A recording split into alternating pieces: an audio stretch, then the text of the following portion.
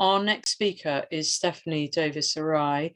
She is the founder of Transgender Trends, and then has been awarded last week the British Empire Medal, which is just completely brilliant. So congratulations, Stefanie. So I heard, it was over a month ago. I got an email.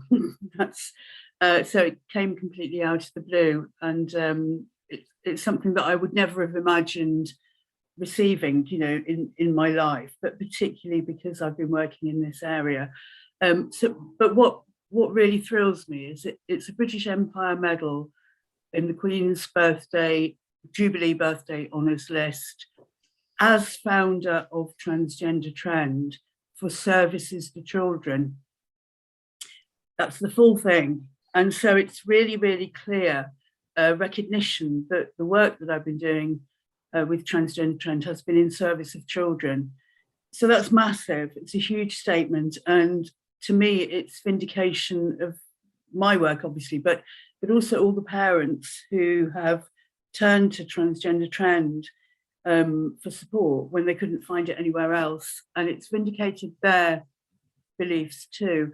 And I think it's vindicated all of us. And I'd say to everybody, please use it in those words, because wherever you can use this, wherever you're, if you're showing your school Transgender Trend Schools Guide, or you're talking to a clinician about your child, the website is viewed by governments worldwide, governments, health organisations, government departments worldwide, and all sorts of organisations. So it's globally well known, and anything you can use from it, you can now support with the fact that that I have an honour from the Queen for services to children.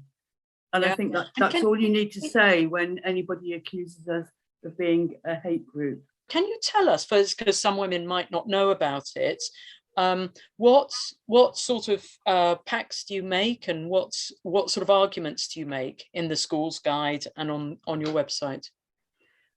They're very simple. The response we get is that they give really practical advice, which is sensible and supports the needs and rights of all students, including pupils who identify themselves as transgender.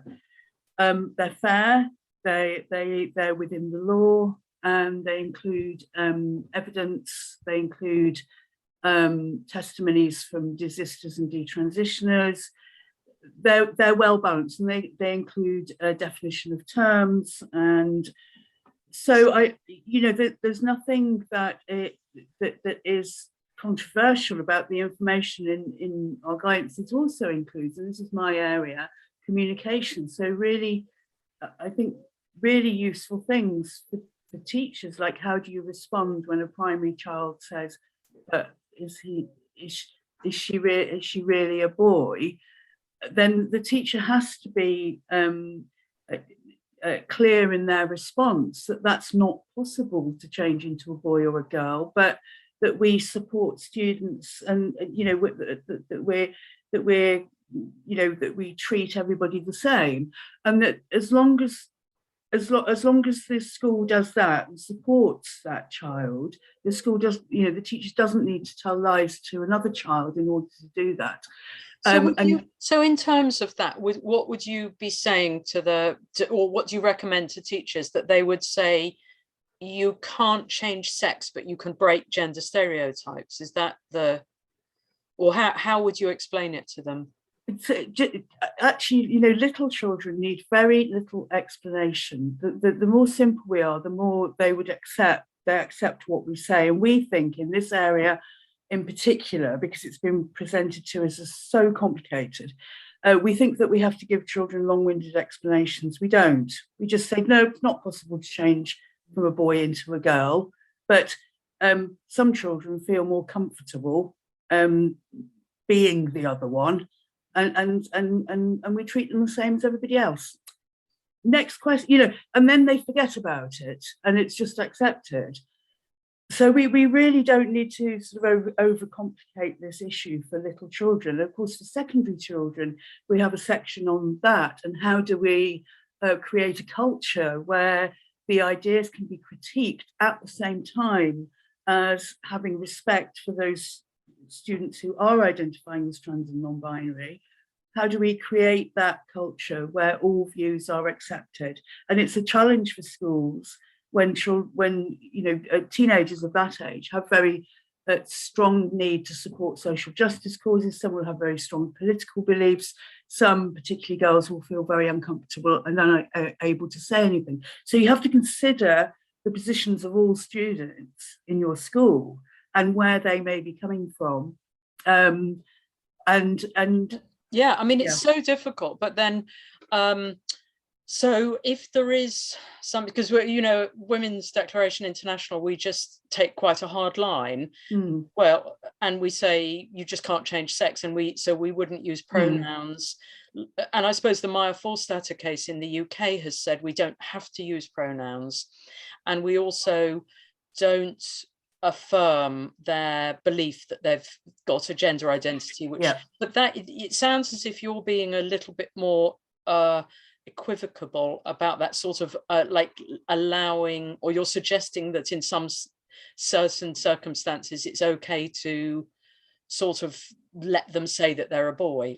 Let's say it's a girl, but the children should not be socially transitioned in schools. And I think what we've got now in the UK is the Hilary Cass review into the Tavistock. So that was commissioned by the NHS it was just before the Keira Bell case, actually, but I suspect the NHS Foundation Trust had looked at all the witness statements for the case and seen our side compared to the Tavistocks, and got in first. But they commissioned the review. The interim report came out this year, and Hilary Cass points out that social transition is an active intervention that may have an impact on the psychological development of the child.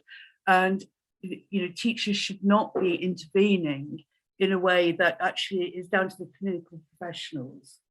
So in other, social transition in schools is an experiment, and it's a political act rather than an act that recognises this as a clinical condition that we leave to the professionals, because teachers are not qualified to make that decision. So that's not. That would make quite a lot of difference, because loads of schools in Britain, and I guess, this is applicable to many countries, are going along with social transition and not telling parents sometimes. So yes, that will really help. And how's the reception been? Are you finding that quite a few schools are sort of agreeing, or do you have contacts with schools that say, yes, we're doing this? The feedback has been just overwhelmingly positive, and we know that there are some local authority areas that recommend our pact. So that's despite Stonewall warning everybody against it, that it's deeply damaging. And I hear from parents who take our pack into schools, and the school will say, well, Stonewall says this is deeply damaging, and this is a hate group. And that's why this honour is so important, that they can just come back with this now. Here's proof that they're not, and you can't argue with that. Yeah, that's really, it's incredibly useful, isn't it, in terms of this sort of building movement to make any speech criticising or questioning this into a hate crime, that we can say, oh, well, I just agree with Stefanie Davies Arai, MEB, MBE, BEM. But it does add instant credibility to our criticisms, doesn't it? Yeah. Yes, and I think it's an example. One of my biggest aims from the start was to have open public debate, because if you're not having debate about something that impacts on children, that's a safeguarding risk. Children are put at risk if the adults are not discussing something openly. And so the whole silencing of debate is part. So that for me is that's happened. The debate is happening in public, and once the debate does happen, then you're looking at facts and evidence versus ideology. And that's Yeah, it really. becomes very clear that we don't treat children with a political ideology, which we do by calling them transgender. We, you know, and the Hilary Cass interim report doesn't refer to a transgender child. In other words, she doesn't make an assumption about an outcome or what these children are.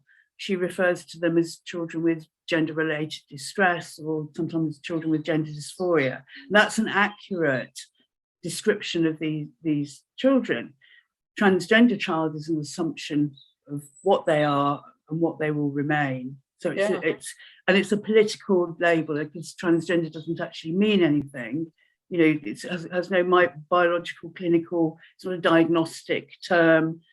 You know, and children are told it can mean anything you want it to mean. What how about now and the future? What are you going to do with transgender trends, and the what are the next steps for us as well in terms of the struggle? I think that we're turning around the tanker. The house of cards is falling down, and the trajectory can only be one way. And everybody needs to take heart, actually, what's happening, not just in the UK, but I think it's signs in other countries as well, that certainly in Finland and Sweden, in even Australia, France, Florida, are beginning to look at puberty blockers and that medical pathway for children.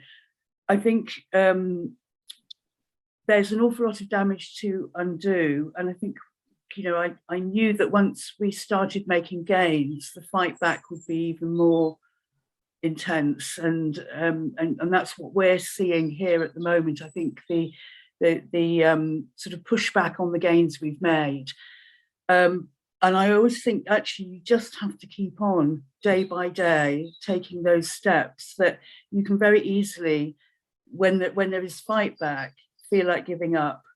You know, here's something else. It's like a game of whack-a-mole. You think you've dealt with something and something else pops up, and just to actually keep going every day.